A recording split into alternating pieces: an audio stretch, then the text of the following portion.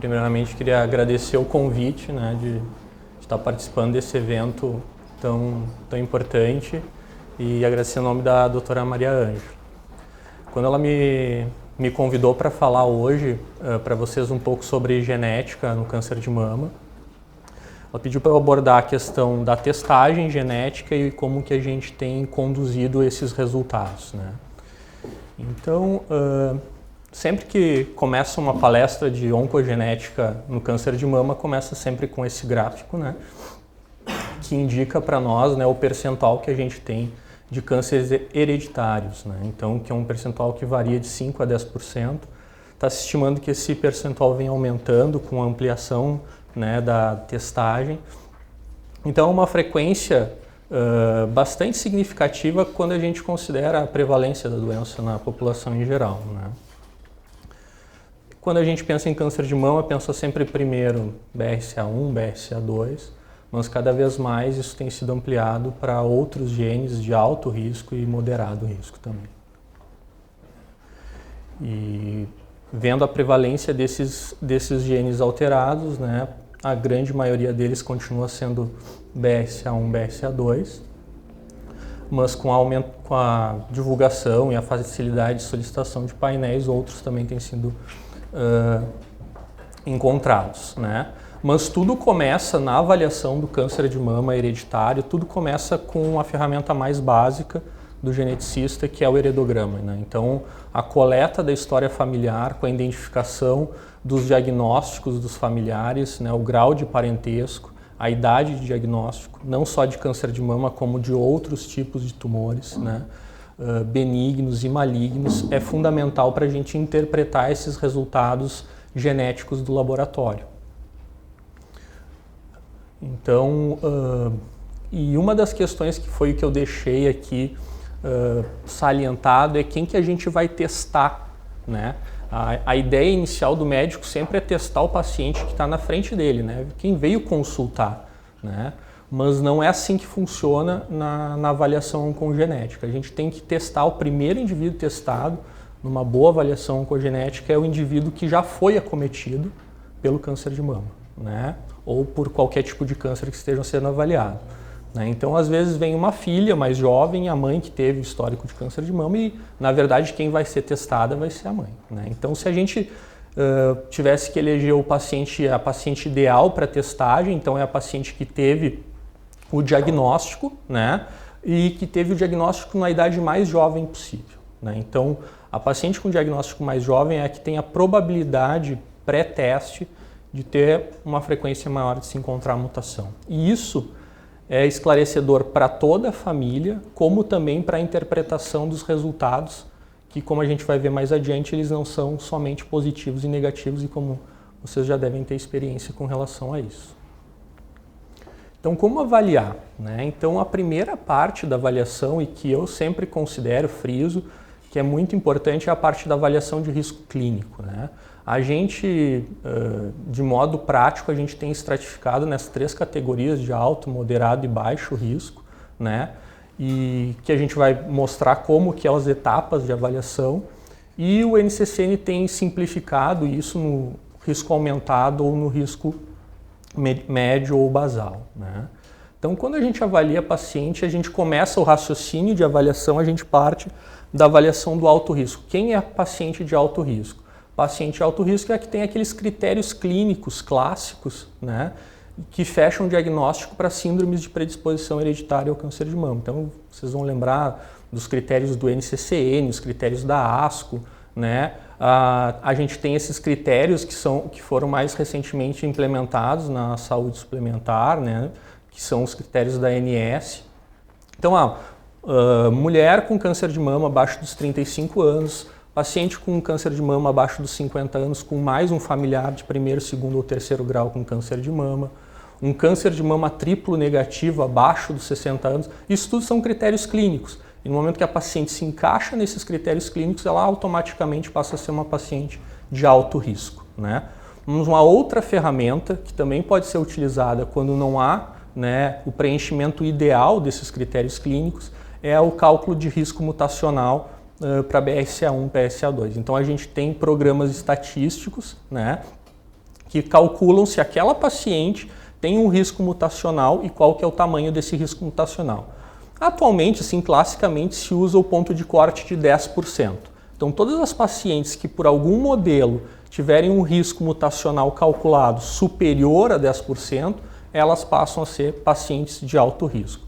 Os dois mais usados, eu trouxe aqui só para ilustrar para vocês, né, é a calculadora de risco da Myriad, né? Essa ferramenta tem online, se preenche uma série de questões como sim ou não e o risco vem ali embaixo, tá? Ou tem as tabelas, né, de risco conforme os critérios de história familiar. E um outro modelo também bastante utilizado, que até acho que ele é melhor, assim, ele tem uma abordagem mais ampla na análise, é o modelo da Universidade da Pensilvânia, né, o PEN2, que também funciona dessa maneira. Tu entra ali, está na rede, preenche, né, cada item que é dentro da história familiar e ele vai te dar esse risco mutacional, né? E a partir daí, no momento que tu fechou o diagnóstico de uma paciente de alto risco, essa paciente tem que ser testada, né? E daí eu trago aqui de novo, né, que as dificuldades da testagem são bastante diferentes no cenário do SUS e no cenário da clínica privada e dos planos de saúde, né? No SUS, infelizmente, a nossa realidade ainda não contempla a testagem genética, né? Nem BRCA1, nem BRCA2, né? Nenhum hospital que atende genética pelo SUS tem esse tipo de testagem, né? Eventualmente isso acontece dentro de algum projeto de pesquisa, alguma tese que está em andamento, mas hoje, atualmente, isso não tem, né?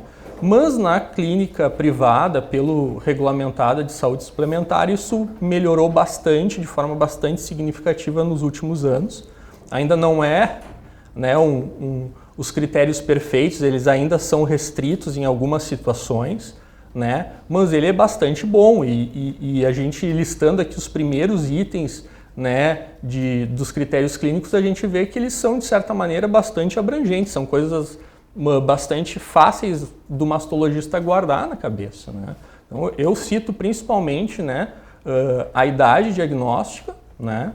35 anos não precisa de mais nenhum outro critério de histologia, de história familiar. 50 anos ele está bastante, né, aberto, basta ter mais um familiar com câncer de mama, né, e isso já fecha o critério. E o triplo negativo, então é uma coisa bem significativa que a gente tem que guardar para todas as pacientes com menos de 60 anos. Né. Uma vez feito, né, o diagnóstico de alto risco e a indicação da testagem, a gente tem que saber que tipo de teste que a gente vai pedir e a gente tem mais de uma opção de proceder com relação a isso, né? O mais antigo, mais tradicional é o passo a passo. Então, testava o BRCA1, depois testava o BRCA2, depois fazia o MLPA. Então, né, BRCA1, BRCA2, pegava 90% das mutações, daí fazia o MLPA dos dois genes para completar a análise completa, né? Então, isso é trabalhoso, é demorado, né, e é caro, né? Então, o resultado negativo nesse cenário aqui, depois de tu solicitar mais de 2 ou 3 testes e análises, né, e com um custo bastante significativo, esse resultado em vindo negativo não exclui para ti de maneira nenhuma a possibilidade de tu ter uma paciente com câncer hereditário, né? E quais são os resultados que são possíveis quando a gente solicita essa testagem genética? A grosso modo, né, os resultados são classificados em 5 categorias, né? Categoria 5, quando tu tem uma variante patogênica. Categoria 4, quando aquela variante é provavelmente patogênica. Nós temos a categoria 3, né, que é a categoria que a gente classifica como uma variante de significado incerto. Está em cima do muro, não tem definição se é patogênica ou benigna, que é as categorias 1 e 2. Né? Quando tu tem a categoria 1 e 2, é um resultado negativo, né? Não foi encontrada nenhuma mutação com relevância clínica naquele gene, né? Se tiver alguma variante, elas são benignas e não interferem no risco. Então, quando tu tem uma variante de significado incerto, essa é a grande dúvida que surge nos resultados. Então, a gente não sabe qual que é o efeito daquela variante sobre o produto gênico, né? E a gente não sabe se o efeito sobre o produto gênico tem algum significado clínico, né? Então, nesse contexto, quando tem uma VUS, que são as variantes de significado incerto, elas não servem, né, para nortear nenhuma decisão clínica ou cirúrgica, né? E nem para indicar testagem de outros familiares. E os resultados da categoria 4 e 5, que são as variantes patogênicas ou provavelmente patogênicas, que são nossos resultados positivos, né? Então, aquele gene mutado ele não é funcionante, né? E medidas personalizadas de manejo e tratamento clínico e cirúrgico devem ser instituídas, né? Mas teve um avanço tecnológico muito significativo. Esse aqui é um gráfico do NIH mostrando o custo de sequenciamento do genoma humano, né? Então vocês veem o valor que vinha, né? O primeiro genoma humano, que começou lá o projeto Genoma Humano, concluído em 2001, né? Teve um custo de mais de $1 bilhão para ser sequenciado, né? Tudo financiado, né, pelo Departamento de Energia dos Estados Unidos, né? E com o surgimento de uma nova tecnologia, que é o NGS, né, o sequenciamento de nova geração, Next Generation Sequence, né, os custos de sequenciamento caíram drasticamente, e isso a gente vê, né, a partir aqui dos anos 2008, 2007, e que no Brasil sempre vem com um atrasozinho de 5 anos, então a partir de 2012, 2013, a gente teve o acesso mais amplo ao sequenciamento de nova geração, que barateou drasticamente os custos dos testes genéticos, né? Quem vem pedindo teste genético há mais tempo sabe que um teste genético de BRCA1, BRCA2 em 2010, em 2009, há 10 anos atrás, só o BRCA1, só o BRCA2 custava em torno de R$9 mil, né? E hoje a gente tem a possibilidade, então, de realizar os painéis genéticos, né? Os painéis genéticos são fruto graças ao sequenciamento de nova geração, em que se analisa não um gene somente, mas uma porção de genes, né?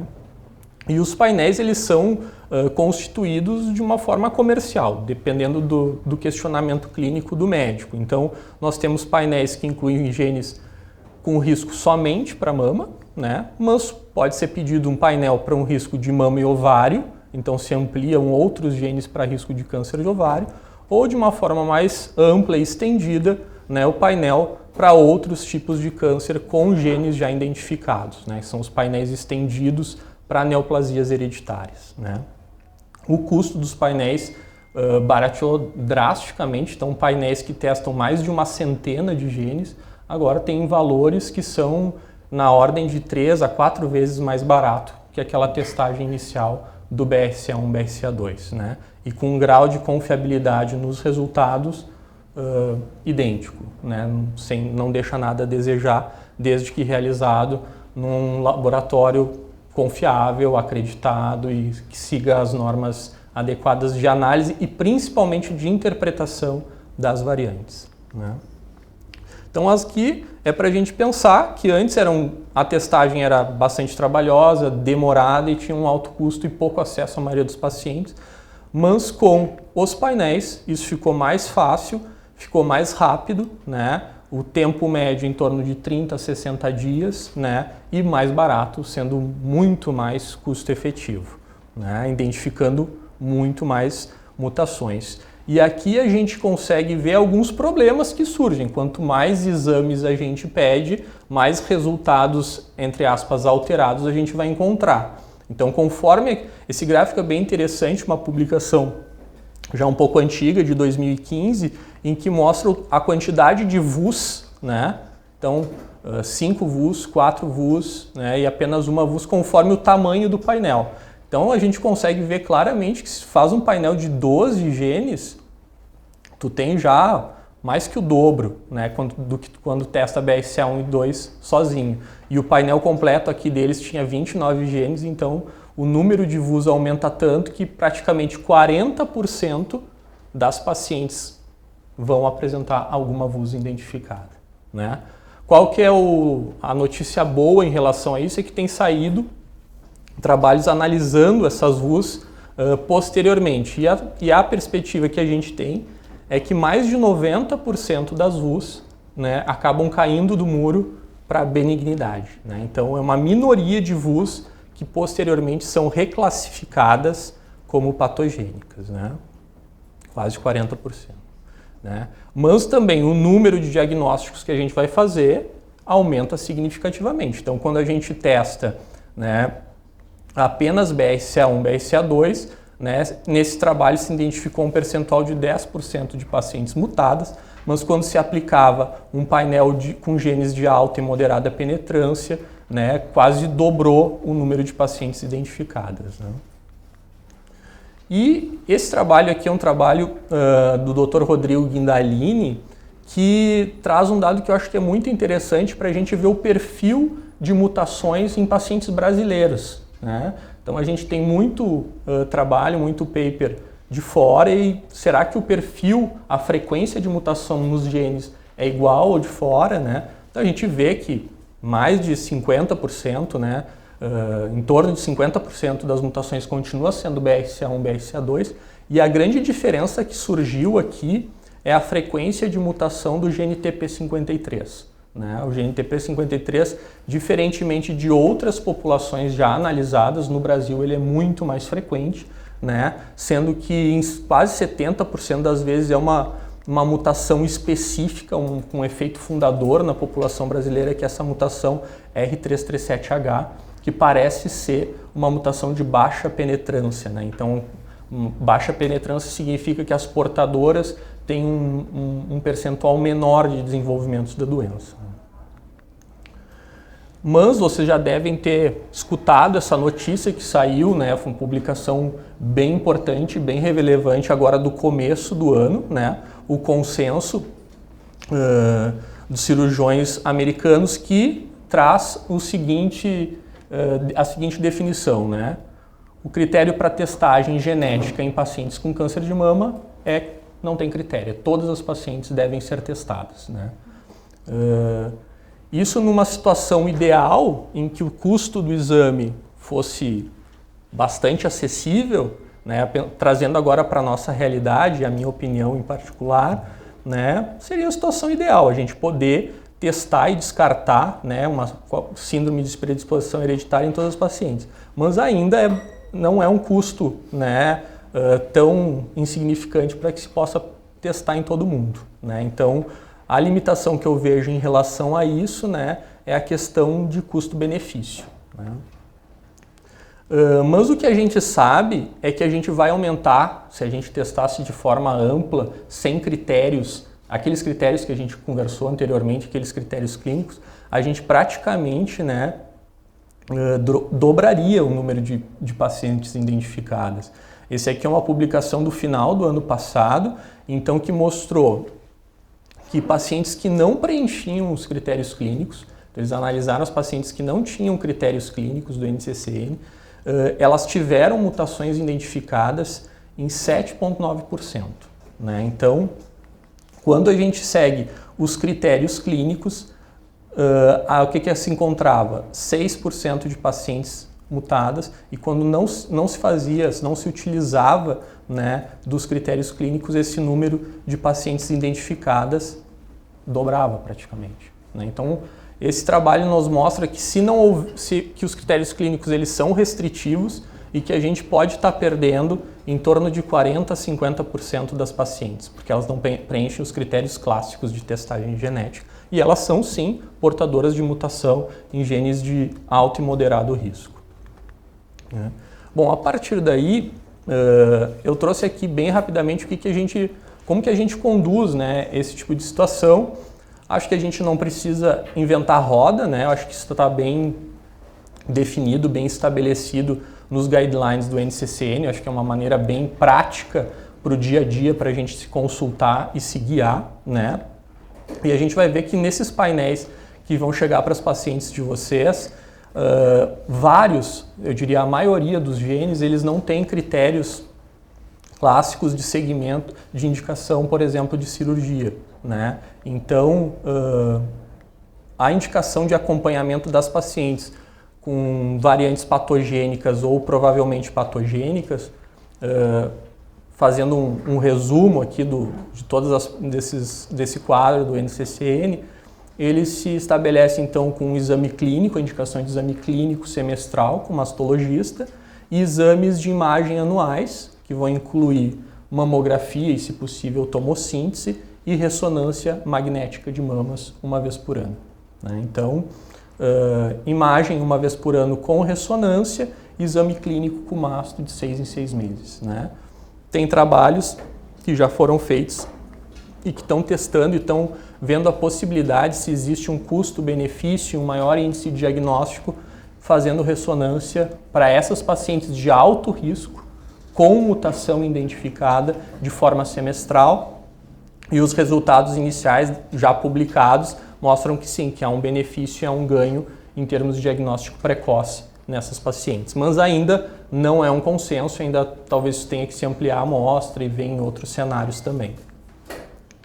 A outra possibilidade de acompanhamento, de tratamento dessas pacientes, como você sabe, é a mastectomia bilateral, né, redutora de risco, mas do ponto de vista genético, a indicação formal da cirurgia, ela se restringe a mutações nesses 4 genes, BRCA1, BRCA2, TP53 e PTEN, né? Ainda não existe evidência definitiva para os principais genes dos painéis de câncer de mama, como ATM, CDH1, SHEC2, NBN, NF1, PALB2 e STK11, né?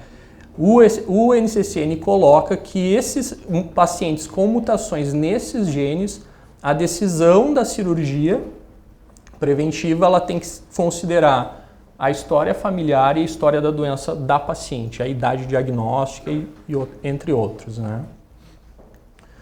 E esse trabalho aqui eu trouxe porque isso aqui, na decisão da cirurgia, um trabalho que eu acho que vai acrescentar bastante informação para a gente na tomada de decisão da realização da cirurgia e do momento da cirurgia. É um trabalho publicado no JAMA em 2017, em que ele vê, então, o risco de câncer de mama contralateral nas pacientes BRCA1 e BRCA2.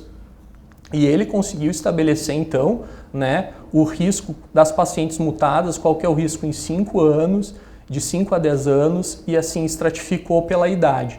E nos quantificou, então, o risco cumulativo. Então, eu trouxe um exemplo, uma mulher de 30 anos com uma mutação em BRCA1, a gente sabe que pela expectativa de vida dela, né, vai viver aí mais uns 40 anos, né, então o risco dela vir a desenvolver um segundo tumor, né, quando o diagnóstico foi abaixo dos 40 anos, nos próximos 45 anos ela tem um risco de 60%.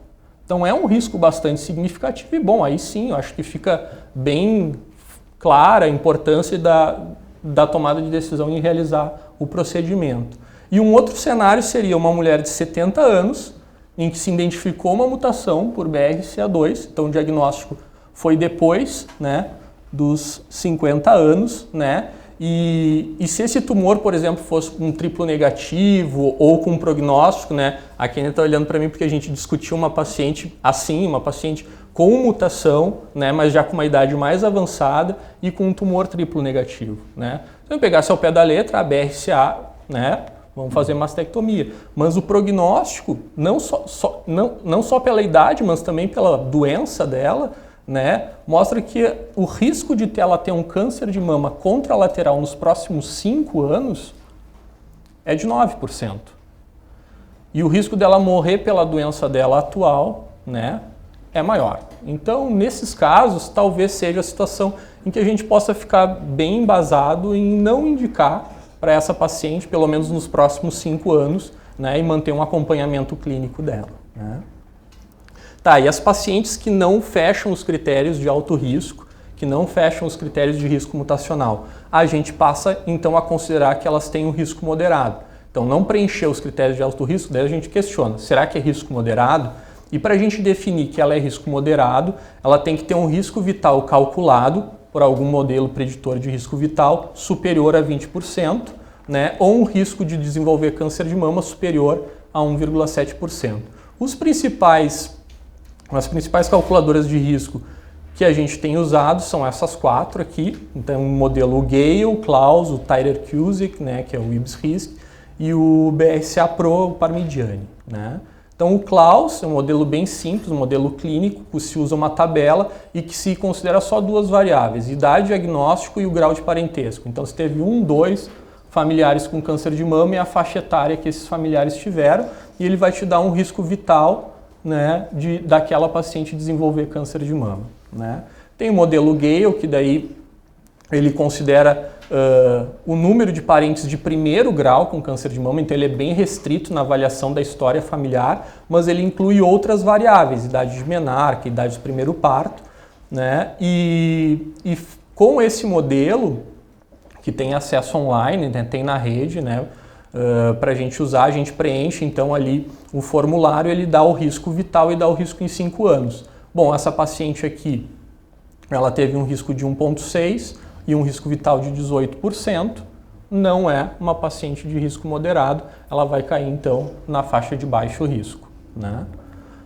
Outros modelos, o Tyrer-Cuzick, que é o modelo mais completo, né? Também tem disponível online, daí só que tem que baixar o programa, instala no computador, é bem fácil, né? Preenche todo esse formulário que vai incluir peso da paciente, histórico familiar, exposição a estrogênio, história de doença benigna da mama, densidade mamária, né? E ele vai te dar o risco vital, o risco em 5 anos e vai também te calcular o risco mutacional para BRCA1 e BRCA2. Então, uma boa ferramenta que a gente usa também, né? E com esses modelos, então, qual que normalmente eu uso? Uso todos, né? Vai analisar pelo menos por 3 a 4 modelos diferentes, porque às vezes tem uma dissociação no risco entre um e outro. Então pode dar um baixo risco, né, no modelo Gale, porque ele não considera a história familiar de forma importante, e no Klaus ele vai dar mais alto.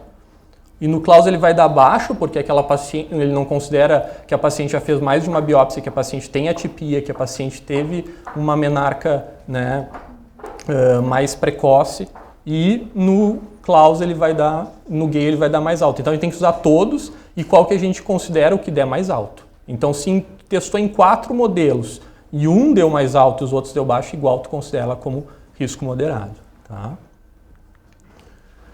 E a partir daí tem os protocolos de acompanhamento, não sei como é que eu estou de tempo, se eu não quero me demorar muito, né? Para as pacientes que têm risco aumentado, né, do NCCN, e que elas vão se encaixar então no que a gente estava conversando sobre os critérios de risco moderado, né, que eu falei anteriormente. Então são as pacientes com mais de 35 anos, mas que têm um Gale superior a 1,7 ou que têm um risco vital superior a 20%, né, ou seja por hiperplasia atípica ou lobular in situ, né, ou risco vital por história familiar positiva, e as pacientes, né, com 10 a 30 anos após radioterapia torácica. Então tem todos os protocolos de screening que eu vou tentar sintetizar aqui a ideia, eu mostrei o que tem em cada um deles, né? Exame clínico semestral, mamografia anual, né? Nunca antes dos 30 anos, né? Considerar tomossíntese. Para o risco vital, ele inclui ressonância de mama anual, né? Não antes dos 25, né? Risco vital superior a mesma coisa, mamografia e ressonância. Radioterapia também indicação de ressonância. Então, resumindo, né, as pacientes e depois vocês podem acessar isso facilmente, né? Os pacientes, então, têm indicação de exame clínico semestral, a mamografia com ecografia conforme a clínica anual, né? Qual a idade de início dessas pacientes? Tu pega a paciente com câncer de mama na família com idade mais jovem e diminui 10 anos. Então, teve uma tia materna com câncer de mama aos 45 anos, menos 10, ela vai iniciar, né, o rastreio aos 35 anos, não se indica, e sempre, se possível, considerar a tomossíntese, é o que tem saído no NCCN. Né? E para a ressonância é a mesma coisa, 10 anos antes do câncer de mama mais jovem e não antes dos 25 anos. Né? E as pacientes de baixo risco, acho que aqui a gente passa rápido, só para mostrar que também tem bem claro, né, o protocolo de screening. Né? Então aqui é só para sumarizar todo esse raciocínio clínico que a gente tem da avaliação genética. Então, o mastologista tem a suspeita clínica pela anamnese, pela história familiar. Se tem a suspeita clínica, encaminha para o geneticista, que vai ver se pela anamnese, história familiar, modelos preditivos e risco mutacional, vai classificar clinicamente essa paciente em baixo risco, retorna para o seu médico para seguimento, né? Se teve um risco mutacional elevado ou teve critérios, vai para o alto risco. Se tem o risco vital aumentado, mas não tem critério clínico, é o risco moderado, com orientação de segmento específico para o seu mastologista. Para a paciente, então, de alto risco, a gente tem que ver se ela tem risco mutacional elevado ou critério para indicação de testagem. Tem gene-alvo, isso aqui meio que caiu por moda, né? A gente já tem as facilidades de acesso, passa direto para painel, né? Atualmente, tendo possibilidade, se faz painel direto, né? E o painel veio normal, negativo ou veio uma VUS, rastreamento conforme estimativa de risco. Qual que é a estimativa de risco? Alto risco, protocolo clínico com ressonância, mamografia anual e exame clínico semestral. Veio uma mutação, veio uma variante patogênica, vamos ver qual que é o gene que está alterado, quais que são os riscos associados à mama, se tem indicação de mastectomia ou não, e os riscos para outros órgãos, que foi uma coisa que eu passei rapidamente para não me deter, né? Se tem indicação de salpingoforectomia, se tem indicação de colonoscopia, outros tipos, conforme o gene, né? E óbvio, nunca esquecendo, né, o rastreio de familiares, né? E aqui eu trouxe só para ilustrar a perspectiva daquelas pacientes, né, que elas não fecham os critérios de alto risco, elas vão cair no risco moderado, mas a suspeita clínica é muito grande e a gente quer ter, né, um grau mais personalizado de indicação de protocolo de segmento, e isso vai vir na sequência, que são os scores de risco poligênico, né, que incluem mais de centenas de variantes genéticas, que são variantes individualmente de baixo risco, né, mas que elas são analisadas em conjunto para uma definição melhor do risco, né. Então essa faz uma análise combinada, né, de vários SNPs de pequeno efeito, né, associa esses scores de risco poligênico, associa com fatores ambientais que são modificáveis ou não, né, então questão de obesidade, consumo de álcool, fatores não modificáveis, idade da menarca, idade do primeiro parto, né, e se torna uma ferramenta assim, de personalização para os protocolos de rastreio nas pacientes de moderado e baixo risco, né, e eles acabam sendo mais úteis que os painéis genéticos na população em geral. Então, na paciente que não tem uma indicação, não tem câncer de mama e não tem uma história mais forte, né, porque eles conseguem identificar, então, se tu tem os SNPs de baixo risco, SNPs de alto risco e uma análise integrada. Obrigado.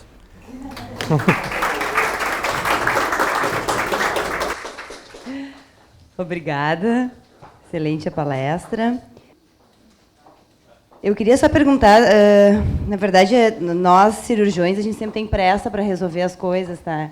E hoje em dia, em determinados casos, principalmente nas pacientes jovens, a gente pode mudar o nosso tratamento cirúrgico com o teste genético. Então, às vezes, a gente tem uma certa pressa para que esse resultado venha. Em termos práticos, Porto Alegre, Rio Grande do Sul, dia 14 de junho de 2019, em quanto tempo tu tem o teste genético na mão para nos responder essa nossa pergunta? Nós temos, em termos de testagem genética, nós temos duas possibilidades, né? Os laboratórios brasileiros, eles têm liberado os resultados. O menor prazo que eles têm liberado é de 2 a 3 semanas, né?